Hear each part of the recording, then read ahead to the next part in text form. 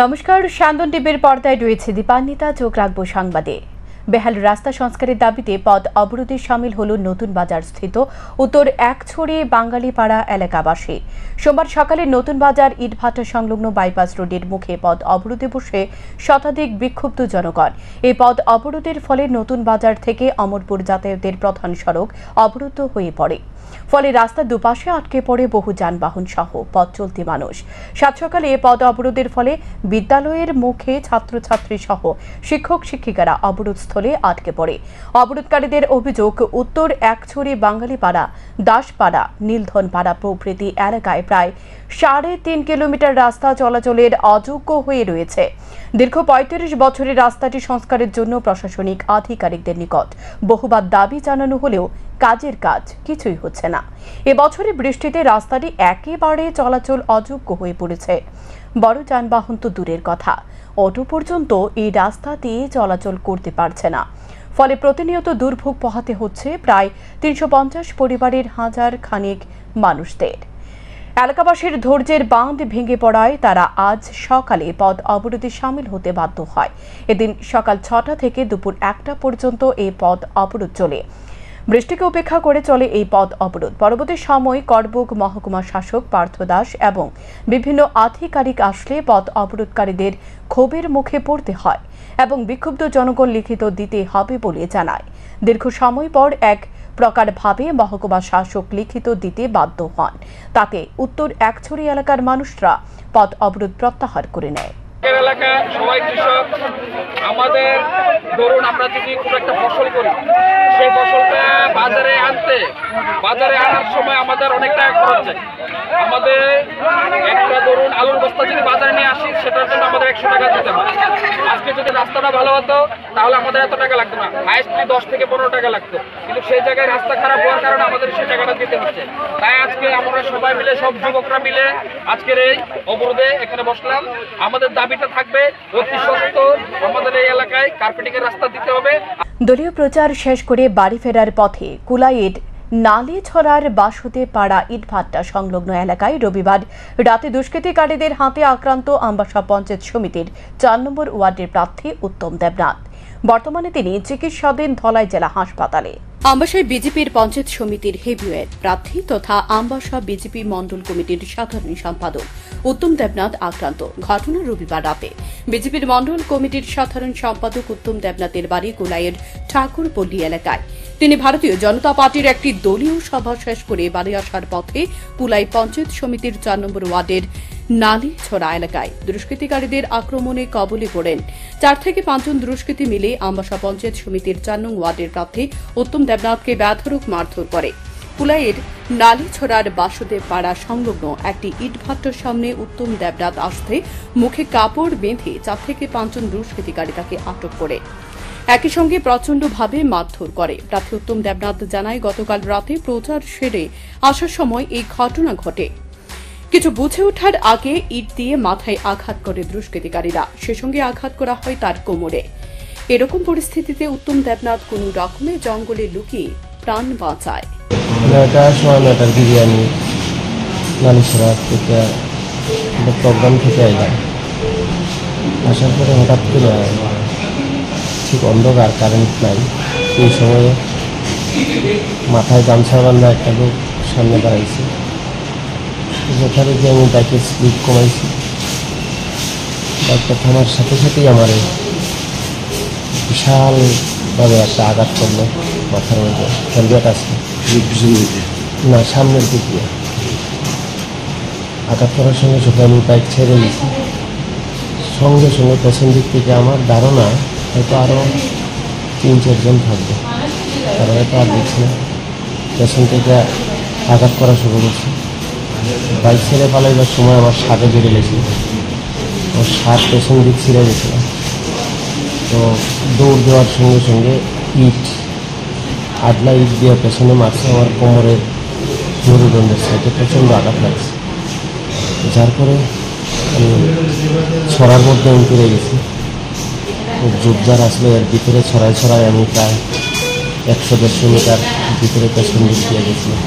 বর্তমানে গুরুতর আহত অবস্থায় কুলাইস্থিত ধলাই জেলা হাসপাতালে চিকিৎসাধীন প্রার্থী উত্তম দেবনাথ।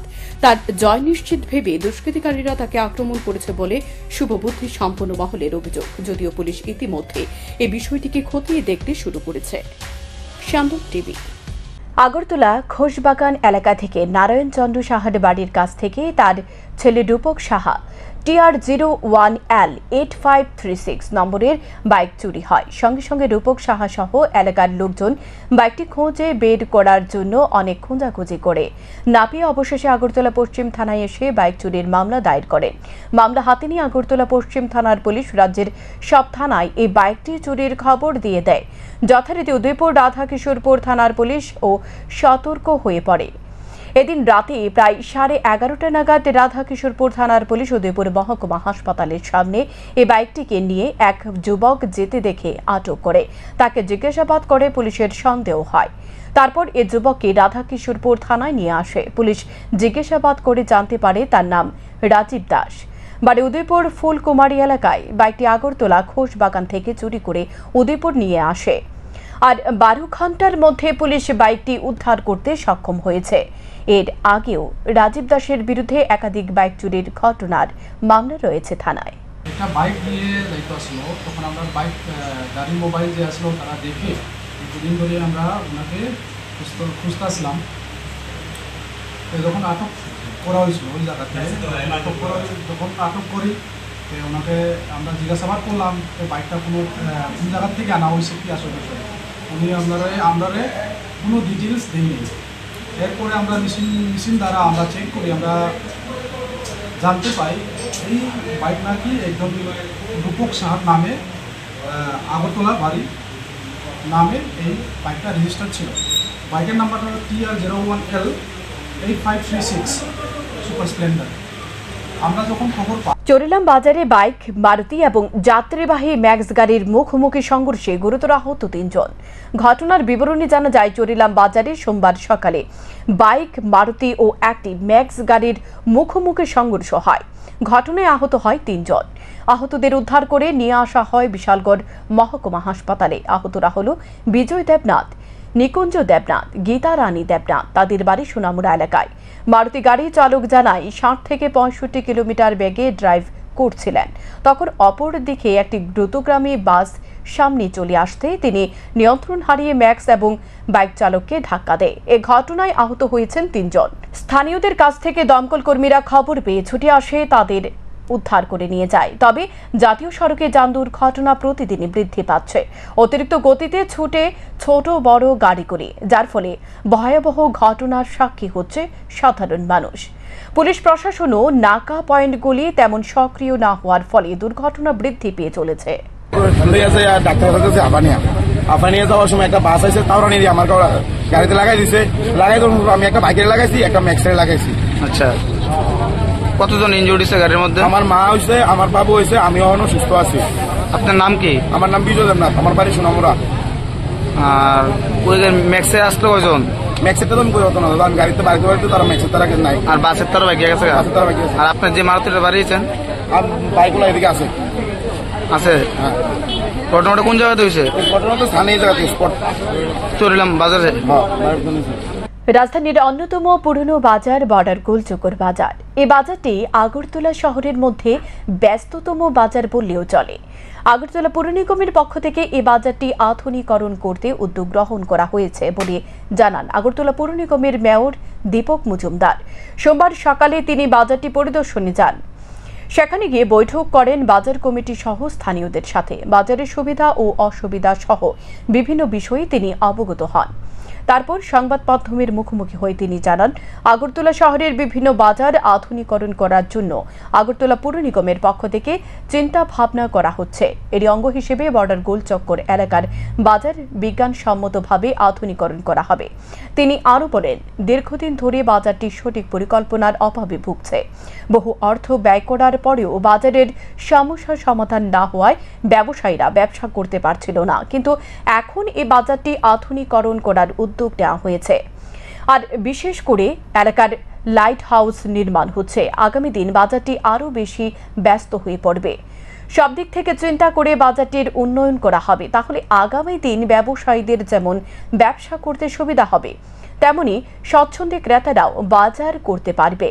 এতে সবার সমস্যার সমাধান হবে বলে অভিমত ব্যক্ত করেন মেয়র দীপক মজুমদার। আগরতলা পৌর নিগম এবং সরকারের উদ্যোগে আগরতলা শহরে বিভিন্ন বাজারগুলিকে আমরা সংস্কার করার চিন্তাভাবনা করছি। তারই অঙ্গ হিসাবে বর্ডার গোলচক্কর যে বাজারটা অনেক জন্য পুরনো বাজার এবং এটা প্রয়োজনের সময়ের তাগিদে আমরা এটা সংস্কার করব, নতুন করে বাজারটাকে আধুনিক বিজ্ঞানসম্মতভাবে তৈরি করার চেষ্টা করছি। সেক্ষেত্রে আজকে এখানে আমাদের আগেও আমরা এসেছিলাম, আমাদের কমিশনার সাহেব, আমাদের প্রোপারেটর, এমআইসি মেম্বার, তোষাবু জানবী গুহদের সহ মনোযোগদারা এবং আমাদের সঙ্গে আছেন বিশিষ্ট ব্যক্তিবর্গ যারা এই বাজারের সঙ্গে যুক্ত আছেন, জসীমউদ্দিন সাহেব সহ।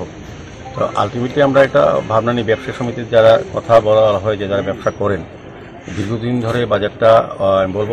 মিড ডে মিল কর্মীদের উৎসব অ্যাগ্রেসিয়ার প্রদান করা, মিড ডে মিল কর্মী ও আশা কর্মীদের সরকারি স্বীকৃতি প্রদান করা সহ একাধিক দাবিতে সিআইটিইউ অনুমোদিত Tripura mid day meal workers ইউনিয়নের পক্ষ থেকে সোমবার শিক্ষা ভবনের সামনে বিক্ষোভ প্রদর্শন করা হয়।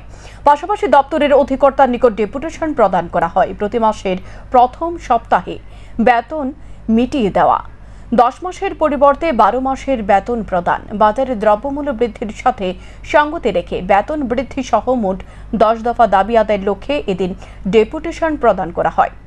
Tripura mid day meal worker ইউনিয়নের নেতৃত্ব সহ কর্মী সমর্থকরা এদিন প্রথমে মিছিল করে শিক্ষা ভবনের সামনে যায়।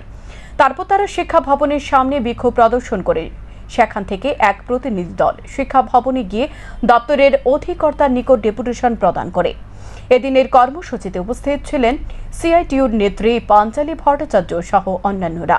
বিক্ষোভ কর্মসূচিতে আলোচনা করতে গিয়ে পাঞ্চালী ভট্টাচার্য বলেন, সোমবার থেকে লোকসভা অধিবেশন শুরু হয়েছে। সহসাই কেন্দ্রীয় অর্থমন্ত্রী বাজেট পেশ করবেন। সে বাজেটে অঙ্গনারী কর্মী ও সহায়িকাদের জন্য কোনো অর্থ বরাদ্দ করা হয় কিনা দেখা হবে। অর্থ বরাদ্দ করা না হলে আগামী দিনে বৃহত্তর আন্দোলন করে তোলা হবে। একটা অন্তর্বর্তীকালীন বাজেট দেওয়া হয়েছিল, সেখানে কোনো টাকা বরাদ্দ করা হয়নি প্রকল্প কর্মীদের। আজকে থেকে দিল্লিতে লোকসভার অধিবেশন শুরু হয়েছে, বাজেট আসবে সামনে, পূর্ণাঙ্গ বাজেট আসবে। আমরা লক্ষ্য করব সেখানে মিড ডে মিল কর্মী, আশা কর্মী, অঙ্গনওয়াড়ি কর্মী, সহায়িকাদের টাকা বরাদ্দ করা হয় কিনা। শ্রাবণ মাস মানে শিবের জন্ম মাস। আজ শ্রাবণ মাসের প্রথম সোমবার, আর এই দিনে মহাদেবকে সন্তুষ্ট করতে ভক্তরা শিবকে দুধ ও জল প্রদান করছে। বিভিন্ন মন্দিরে উপচে পড়া ভিড় ছিল এদিন জল ঢালার জন্য। মূলত পরিবারের সুখ শান্তি কামনা করে মহিলারা এদিন উপবাস করছেন। আজকে শ্রাবণের প্রথম সোমবার, প্রত্যেক বছরের ন্যায় এই মাসটা শিবের জন্ম মাস। এই প্রত্যেক বছরের ন্যায় এই বছরও ভিড় হইতেছে। 4টা সোমবার আছে, প্রত্যেকবারই এরকম ভিড় হয়। আজকেও সাংঘাতিক ভিড়, এবং আরও যে সোমবারগুলো আছে এই সোমবারগুলোর মধ্যে খুব ভিড় হবে ভক্তরা। এখানে সবাই শান্তি কামনা করে, সবাই আরোগ্য কামনা করে, বিশ্ব শান্তি কামনা করে। রবিবার সন্ধ্যায় উদয়পুর জামতলা স্থিত টাউন হলে এক অনুষ্ঠান অনুষ্ঠিত হয়। এই অনুষ্ঠানে প্রদীপ প্রজ্বলন করে শুভ সূচনা করেন ত্রিপুরা বিধানসভার বিধায়ক জিতেন্দ্র মজুমদার। এছাড়া উপস্থিত ছিলেন উদয়পুর পৌর পরিষদের পুরপিতা শীতল চন্দ্র মজুমদার, জিএম একাডেমি স্কুলের অধ্যক্ষ পার্থ সারথী নন্দী, জিএম একাডেমি স্কুলের এসএমসি কমিটির সদস্য মধুসূদন দাস, কাউন্সিলর নূপুর কর। উদয়পুর পৌর পরিষদের পুরপিতা শীতল চন্দ্র মজুমদার বলেন, বার্ষিক দিবসটি প্রতিটি ব্যক্তিকে উজ্জ্বল হতে উৎসাহিত করার জন্য একটি প্ল্যাটফর্ম তৈরি করেছে। বার্ষিক দিবসের সময় একতা ও গর্বের অনুভূতি পরিবেশ ছড়িয়ে পড়ে। এটি একটি লালিত স্মৃতি হিসেবে অনুরণিত হয়, যা বন্ধনগুলিকে শক্তিশালী করে, যা আমাদের স্কুলগুলিকে সবার জন্য একটি দ্বিতীয় বাড়ি করে তোলে।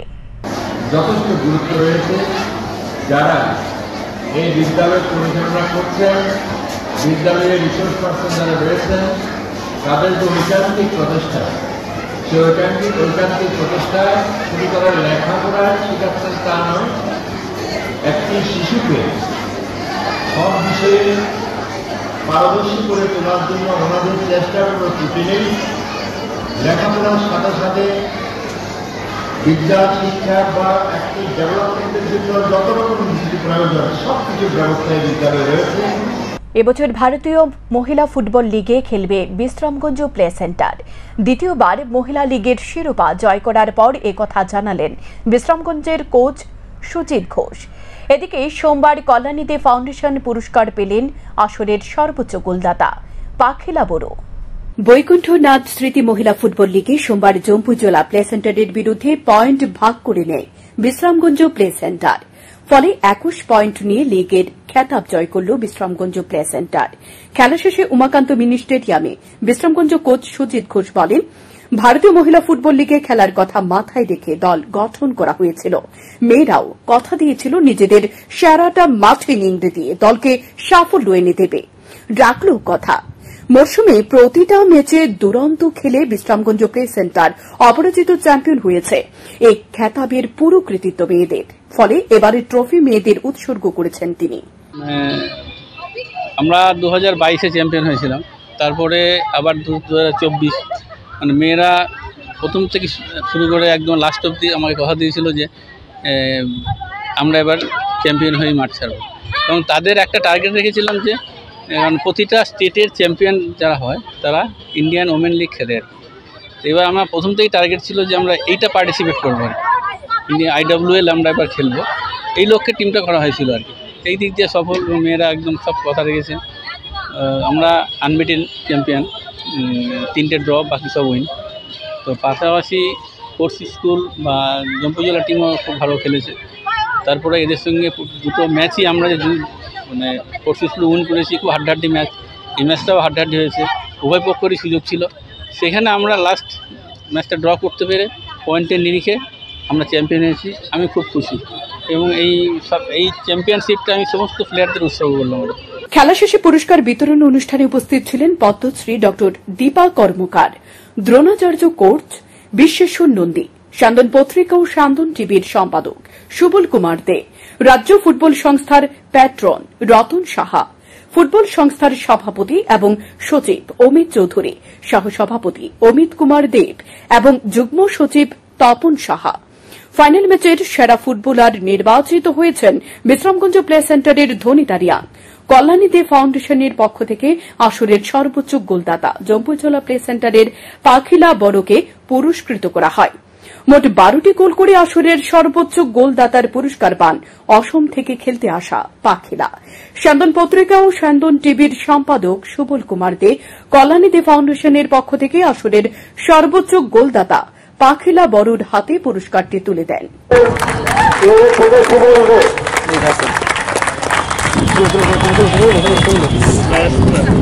আসরের সেরা ফুটবলার নির্বাচিত হয়েছেন জম্পুজলা প্লে সেন্টারের সীমা দেববর্মা।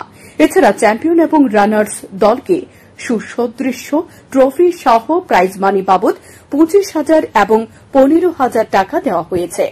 খেতাব জয় করতে না পেরে হতাশ জম্পুজলা কোচ শুভ দেববর্মা। তবে তিনি দলের ফুটবলারদের পারফরম্যান্সে খুশি। প্রসঙ্গত গত বছর আসরের চ্যাম্পিয়ন হয়েছিল জম্পুজলা। Salmon TV. কর্ণাটকে 27 আগস্ট থেকে অনুষ্ঠিত হবে জাতীয় মহিলা জুনিয়র বালিকা বিভাগে ফুটবল আসর। প্রতিযোগিতাকে সামনে রেখে সোমবার উমাকান্ত মিনি স্টেডিয়ামে খেলোয়াড়দের হাতে জার্সি তুলে দেওয়া হয়। উপস্থিত ছিলেন সচিব অমিত চৌধুরী সহ অন্যান্যরা। উল্লেখ্য, জাতীয় আসরের জন্য মঙ্গলবার রাজ্য ত্যাগ করবেন খেলোয়াড়রা। এখনকার মতো সংবাদ এ পর্যন্তই। চোখ রাখুন স্যান্দন টিভির পর্দায়। নমস্কার।